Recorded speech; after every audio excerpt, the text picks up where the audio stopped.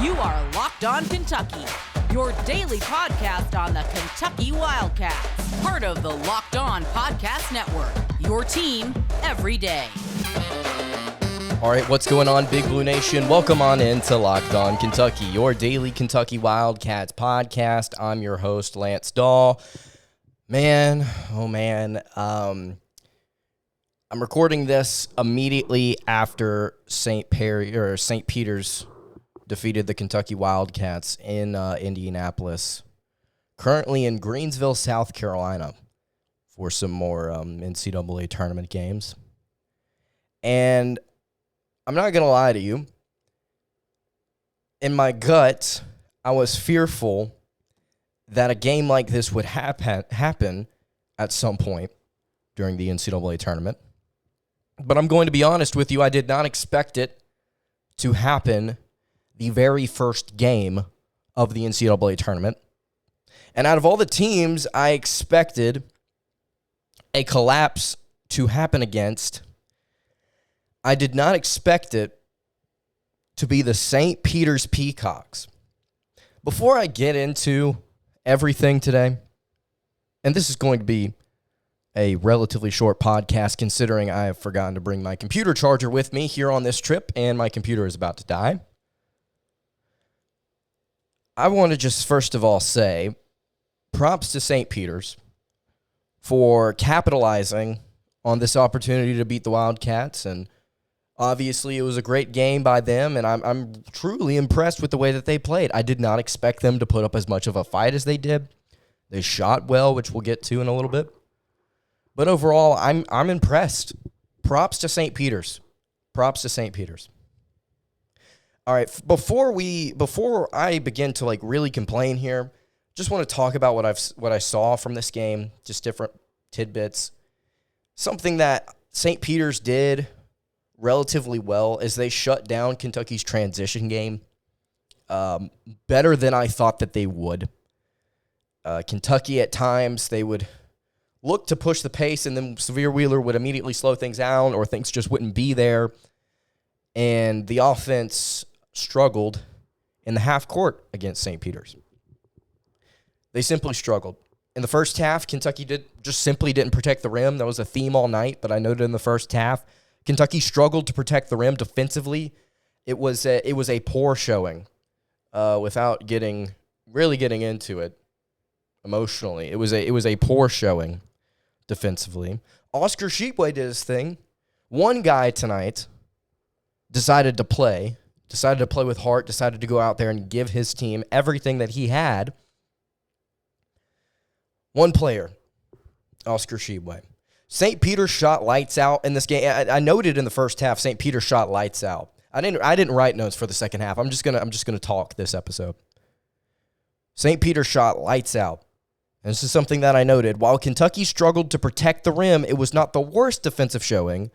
The Peacocks were just simply knocking down shots, and that was true. But as the game progressed, there were just so many defensive breakdowns at the rim. Just so many different times. You've got to be able to contest that layup. You've got to be able to try and block that shot. And Kentucky had 6 blocks. They just couldn't get it done. Bench production, I think, was better than what we've seen over the last few games. Jacob Toppin came off the bench, had 9 points. Eight of them came in the first half. Davion Mintz had 8 points, 3 rebounds, 2 assists, was 3 of 7 from the floor, 1 of 3 from 3. Shooting from the guards. I've said it over and over and over and over again at different points as the season has progressed. And it's not like if I say it enough, it's going to happen. But the point being here is that it's just been a reoccurring theme. The guards are incredibly inefficient on offense. When you have a shooting guard, which is technically what Ty Washington is, go 2 for 10 from the floor. 2 for 10 from the floor. And he was 1 of 2 from 3, but the 3 that he hit was a prayer at the very end of overtime. When you go 2 of 10 from the floor, you're not getting efficient production. And so you have to ask yourself the question, who do I turn to? And if your answer is Davion Mintz, he wasn't shooting very well. And so then you have to ask yourself, okay, well, now that we are officially just inept at the 2 spot, who do we turn to? Can we get Sahvir Wheeler to shoot a little bit better? Well, he shot 4 of 8 from this game, but he's shooting 30% from 3 on the year. And he wasn't going to be the answer offensively in this game to win it, in my opinion. So he was like, okay, well, maybe we go to the kid that scored 2,000 points at his previous school, one of the best 3-point shooters in the country. Why don't we turn to Kellen Grady? I want to talk here about Kellen Grady for a second. Grady, I think he's a great kid. First and foremost, I think he's a great kid. I think he's athletic. I think he's talented. I think he's good. I think he's a good basketball player. But as the season has winded down and is now concluded, his confidence has just tanked. His confidence has tanked. He was 1 of 7 from 3 in this game and 1 of 9 from the floor. Every single time it looks like Grady gets the ball now, he doesn't catch and shoot like he's done before. He catches the ball and he sidesteps. And either shoots off of that or he gets rid of the ball. His confidence is just completely gone. And it's odd, it's uncharacteristic for a kid. Again, I want to repeat myself. This was the hot topic of the offseason with Grady. Scored 2,000 points at his previous school. A Division I school that, quite frankly, is pretty good. They're a 10 seed in the NCAA Tournament this year. It's not like he was playing against terrible competition. Where has he gone? Well, I guess we can't really... There's not really any point to answering that question because the season's over. It's over. And I'm still living in the shock of that right now. But the fact that Kellen Grady, Ty Washington, Sahvir Wheeler, Davion Mintz, the fact that nobody in your backcourt has been able to consistently step up this season, it's not great. It's not great. And it will earn you a first-round exit to the hands of the St. Peter's Peacocks. Again, props to him. But wow. I want to talk about the second half and just overall some more thoughts here in just a second. But before we do that, I want to tell you guys about our friends at Built Bar. Not going to lie, guys, I need a little bit of a pick-me-up right now. And actually, straight up, a Built Bar sounds pretty good right now. They've got these new things as well. I've tried them. They're absolutely delicious, called Puffs. They're their first ever protein-infused marshmallow. They're fluffy and they're delicious, and they're covered in 100% real chocolate, and they're actually pretty darn good. We got some really good flavors as well: mint brownie, coconut almond, white chocolate cookies and cream, salted caramel. They've got all different kinds of flavors coming out all the time. If they think a flavor might be good, they'll make it. It will be delicious, and it will also be good for you. They're very healthy as well. You can go to Built.com right now, and you can use promo code LOCKED15 to get 15% off your order. Again, you can use promo code LOCKED15 for 15% off at Built.com. All right, continuing along here on the Friday edition of Locked On Kentucky, a depressed Lance Dawe here with you.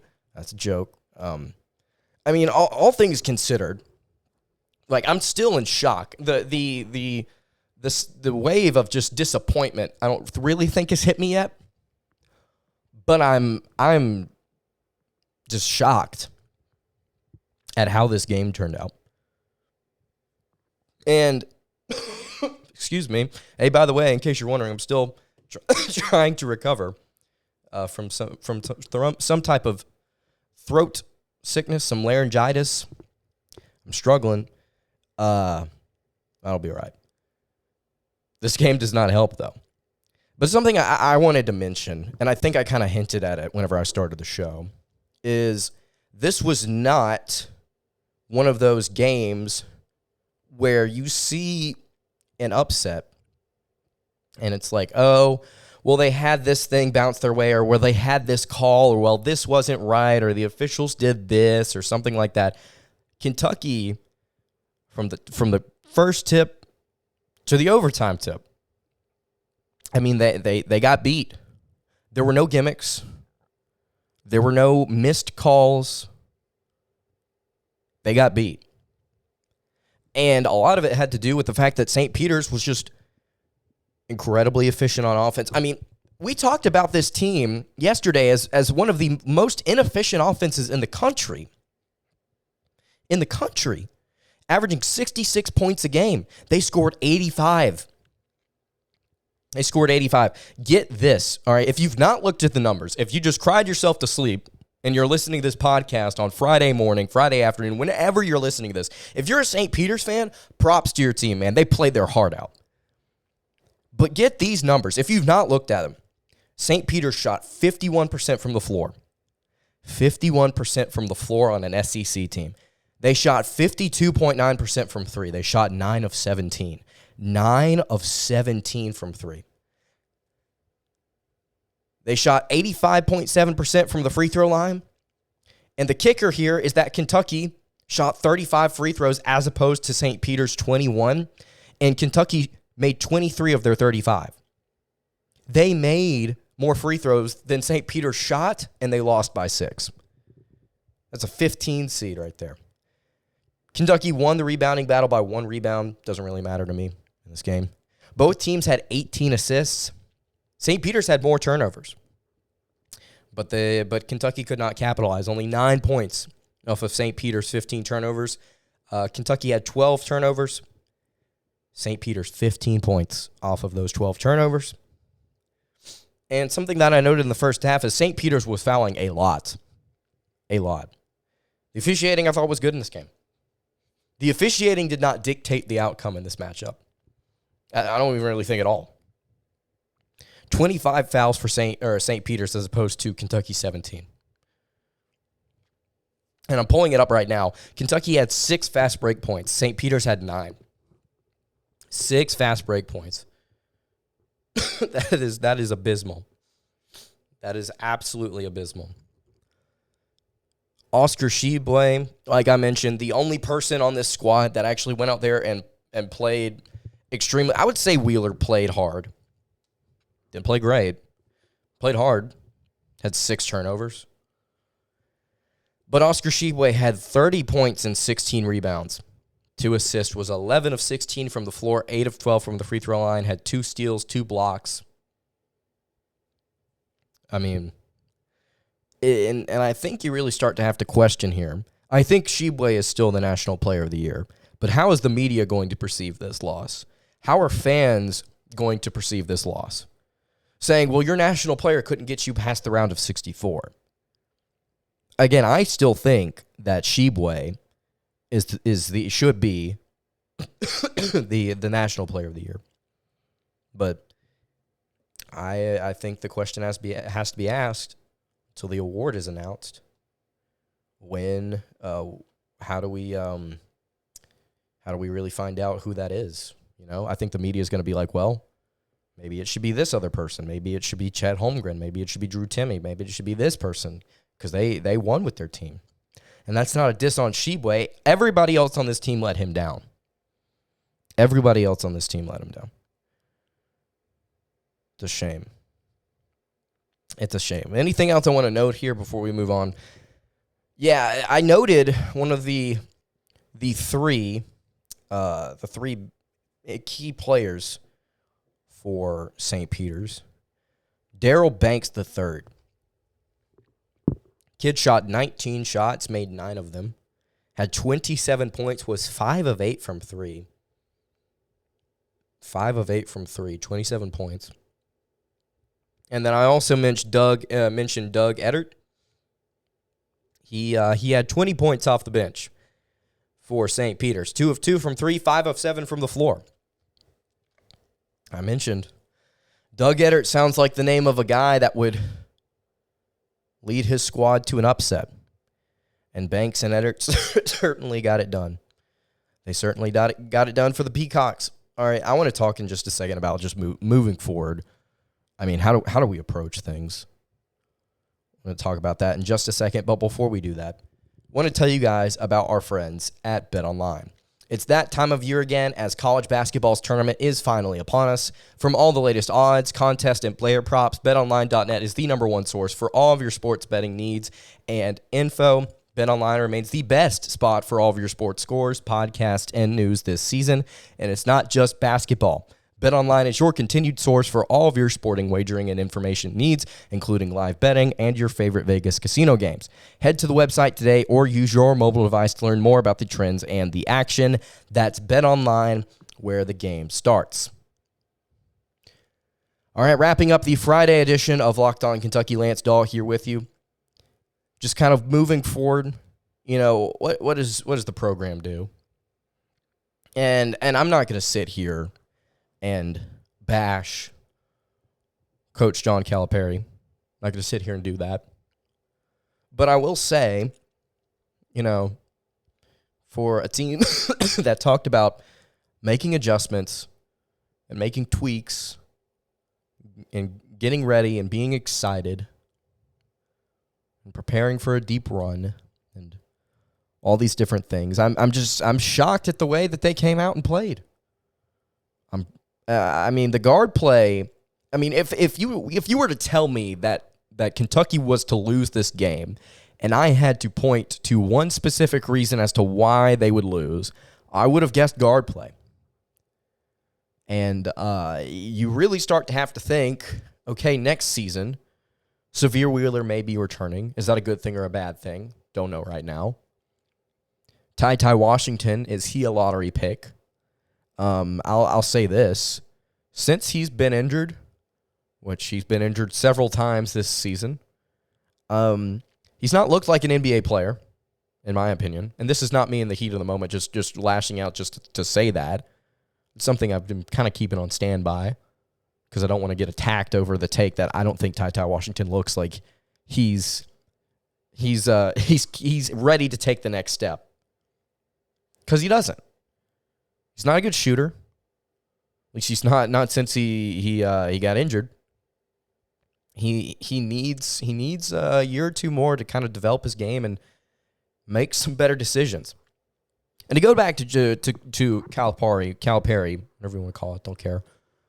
I've heard people say that it's different things, and when you Google the pronunciation, it says Calipari, and I've heard other people like Dan Patrick says Calipari. Whenever you actually watch some introductory videos, people say Calipari. I'm not going to get too caught up over it. Tomato.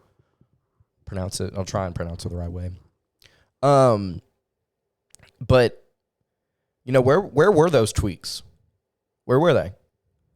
Because it seems to me like you let up 85 points against one of the worst offenses in the country. One of the worst offenses in the field. It may be the worst offense in the field of 64. You gave up 85 points. How does that happen? As a coach at a program like Kentucky, with all of this talent and all of this culture and all of these things going your way, how do you underachieve in a game against St. Peter's? It's just wild to me. How do you choke this? How do you botch this? How do you not use your timeouts better? How do you not call up something better than a mid-range? How perfect was the fact that the potential game winner to keep your season alive was missed, and it was a mid-range jumper? How is that the play call? How is it to get it into the corner and to Ty and then freak out for the final 4 seconds? Why is that the play call? It baffles my mind. Some of the decisions that were made in this game and some of the decisions that were made this season. Why did we not see more players? Why did we not see more guys get touches? So moving forward, I think you have to really look at the transfer portal, see if you can get some guys. If Shibwe leaves, you've got to be able to find a way to replace that. You have to find a big. You cannot go into next season without a kid that's at least 6'10", 6'11". You've got to be able to go out there and get a legitimate big man. And you may say, Lance Ware could potentially be that. No, he's not. He's going to be a backup. He's not capable of being a starting center and contributing to the point where Kentucky can get past the round of 32 next season. Not unless they bring in some really, really talented guards. Because I don't know if you've noticed this, and this is not me talking down to you. I don't know if you've noticed this, but the SEC is changing. 6 different teams let go of their head coach. Well, 5 of them let go of their head coach. One of them walked to go coach at another school.